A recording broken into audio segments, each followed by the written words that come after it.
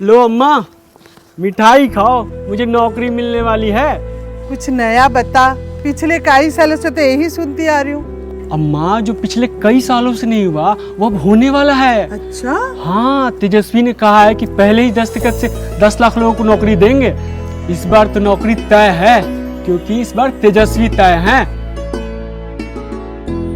बोले बिहार, बदले सरकार, महागठबंधन को वोट दें।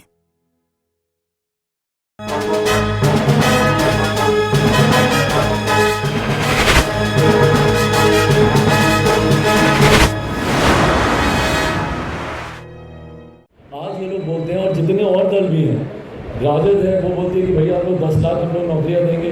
दूसरी तरफ भाजपा, भारतीय जनता पार्टी जो इसी सरकार का हिस्सा रही है, ये लोग बोलते हैं हम लोग 19 लाख देंगे। भाई पिछले 5 साल में कभी ना कभी ये लोग सत्ता में रहे हैं। नमस्कार, न्यूज़ फॉर नेशन देख रहे हैं आप। आपके साथ मैं हूं ऋचा शर्मा। जब से नेता प्रतिपक्ष तेजस्वी यादव ने रोजगार के मुद्दे को जोर शोर से उठाया है, उसके बाद बिहार की राजनीति में जॉब पॉलिटिक्स हो रहा है। अब सभी लोग रोजगार की बातें कर रहे हैं।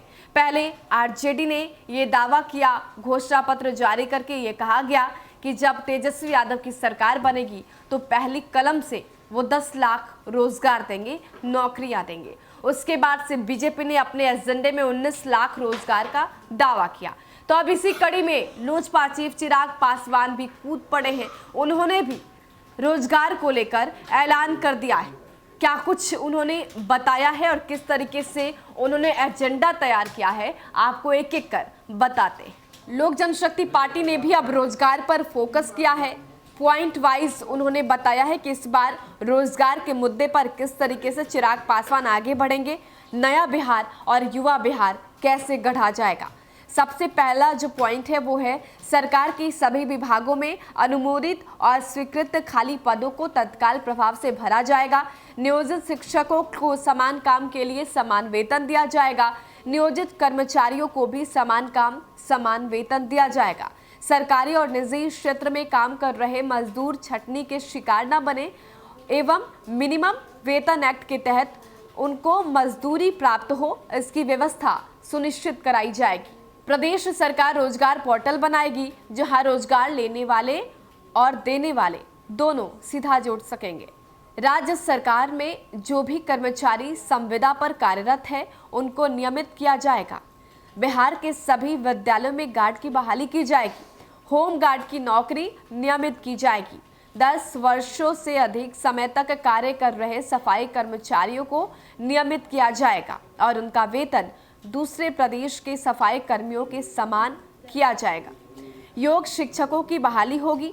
बिहार के बाहर रह रहे बिहार वासियों की सुरक्षा के लिए हेल्पलाइन नंबर जारी किया जाएगा और कैबिनेट मंत्री की अध्यक्षता में विभाग गठित किया जाएगा, ताकि किसी भी बिहार वासी के साथ अन्य प्रदेशों में कोई अप्रिय घटना न घट सके और घटित होने पर त्वरित कार्रवाई हो।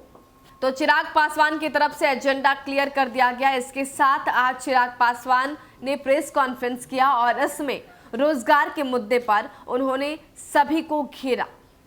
सभी पार्टी, बात करें कांग्रेस, आरजेडी, बीजेपी और जेडीयू की, तो चिराग ने कहा कि सभी सत्ता दल में रह चुके हैं, बिहार की सत्ता की कुर्सी उनके हाथ में रह चुकी है। उसके बावजूद नौकरियों पर कोई भी प्लानिंग नहीं की जाती और जब चुनाव की बात होती है तो रोजगार के मसले पर सभी लोग खुलकर बोल रहे हैं। क्या कुछ चिराग पासवान ने कहा, आप खुद सुनिए। उसके बाद जिस तरीके से मुख्यमंत्री निजी हमलों पर आ रहे हैं, भैया आप जवाब दीजिए ना। अगर बेरोजगारी का अगर विषय उठ रहा है तो आप जवाब दीजिए कि बेरोजगारी को लेकर आपने क्या किया अभी तक। आज ये लोग बोलते हैं, और जितने और दल भी हैं, राजद है, वो बोलते हैं कि भैया हम लोग 10 लाख हम लोग नौकरियाँ देंगे।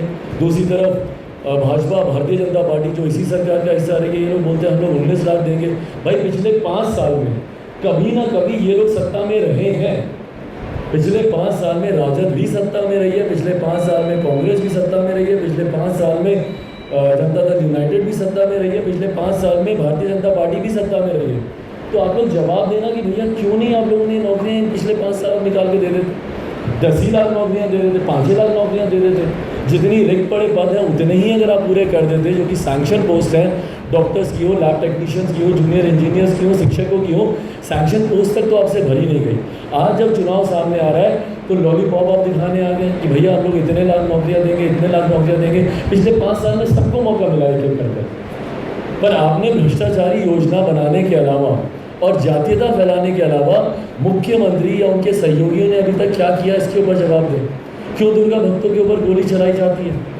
क्यों उनको चिन्हित किया जाता है? भैया मुंगेर में जिस तरीके से प्रदर्शन, जिस तरीके से मूर्ति विसर्जन हुआ, किसको नहीं पता है? हर साल ही होता है और अगले साल भी मैं प्रेडिक्ट करता हूँ कि ऐसा ही होगा। जिस तरीके से मुख्यमंत्री के शासनकाल में हाल फिलहाल के वर्षों में इस तरीके की धार्मिक और जीरो टॉलरेंस बोलते हैं ना, ये कम्युनलिज्म को लेकर, ये अगर टॉलरेंस नहीं है तो और क्या है?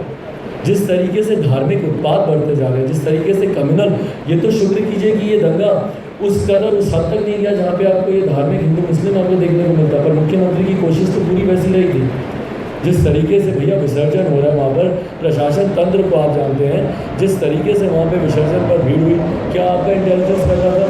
क्यों आपको जानकारी नहीं थी अपने इंटेलिजेंस के माध्यम से कि इतनी भीड़ होगी? और भीड़ को नियंत्रित करने का आपके पास एकमात्र आपके पास उपाय है कि आप भक्तों के ऊपर आप गोली चलाएंगे? जिस निर्दोष की उसमें जान गई, जो घायल हुए, उनका क्या दोष था वहाँ पर? तो इन तमाम चीज़ों का जवाब कौन देगा? मुख्यमंत्री नहीं देंगे तो और कौन देगा? 7 निश्चय में घोटाले के बाद अगर मुख्यमंत्री नहीं, अगर उनके पास अगर जवाब नहीं होगा तो और किसके पास जवाब होगा? शराबबंदी की ये बात करते हैं, भैया आए दिन खुलेआम शराब मिलती है, कहाँ से मिलती है? और मुख्यमंत्री क्या बोलते हैं कि ये जो तस्कर हैं, ये जो है, ये सब साजिश है। तो भैया अगर आपको पता है कि तस्कर है तो क्यों नहीं छापे मारे जा रहे? जब आपको पता है कि इसकी तस्करी होती है तो क्यों नहीं उनको पकड़ा जा रहा है? क्यों नहीं उनके ऊपर नकेल कसी जा रही है? कब आपने शराबबंदी लागू की? और इम्प्लीमेंटेशन में आज 4 साल के बाद भी अगर लूपहोल्स पाए जा रहे हैं तो शराबबंदी भी सबसे विफल योजना है कि नहीं? और इसके ऊपर जब सवाल उठाया जाता है तो मुख्यमंत्री डिफेंसिव हो जाता है। इसके ऊपर जब प्रश्न किए जाते हैं तो मुख्यमंत्री के पास कोई जवाब नहीं होता, इसके बारे में बात नहीं करेंगे। एक जवाब देना मुझे 7 निश्चय में। मैं तो धन्यवाद करूँगा केंद्र सरकार का भी, जिस तरीके से 7 निश्चय के ऊपर कार्रवाई हो रही है। आयकर विभाग का मैं धन्यवाद करूंगा कि जिस तरीके से कार्रवाई हो रही है। मुख्यमंत्री तो zero tolerance corruption, zero tolerance corruption, zero tolerance corruption, बस एक राग उनको पता चल गया, उसी को अलापते रहते हैं। पर जवाब देना कि ये पैसा कहाँ से मिल रहा है? जो 7 निश्चय में जो ठेकेदारों के यहाँ जो छापे पड़ रहे हैं, कहाँ से करोड़ों रुपए बरामद हो रहे हैं? किस चीज़ के करोड़ों रुपए हैं? जब आपका जीरो टॉलरेंस था, आपके नाक के नीचे भ्रष्टाचार हुआ और आपको पता ही नहीं चला।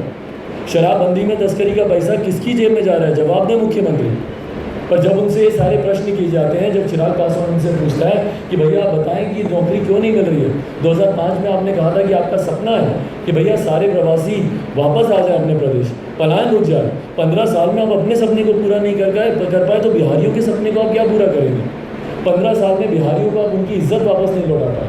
बिहारी आज भी, बिहारी शब्द को गाली बना के रखा गया है, उसके लिए कौन जिम्मेदार है? मुख्यमंत्री जिम्मेदार नहीं है तो और कौन जिम्मेदार है? शिक्षा व्यवस्था बदहाल है, आज भी सर्विसेज की पढ़ाई के लिए कोचिंग मिले, लोग दिल्ली भाग रहे हैं, लोग कोटा भाग रहे हैं, मुखर्जी नगर जा रहे हैं। क्यों जा रहा है भैया? 15 साल में आप अपनी एक उपलब्धि बता दीजिए ना, शिक्षा के क्षेत्र में, स्वास्थ्य के क्षेत्र में। आपके मंत्रियों की तबीयत खराब होती है, भागे हुए दिल्ली जाते हैं। क्यों जाते हैं दिल्ली इलाज कराने? अगर इतनी स्वास्थ्य सेवा, आपने नैरेटिव ये सेट होना चाहिए। तो नैरेटिव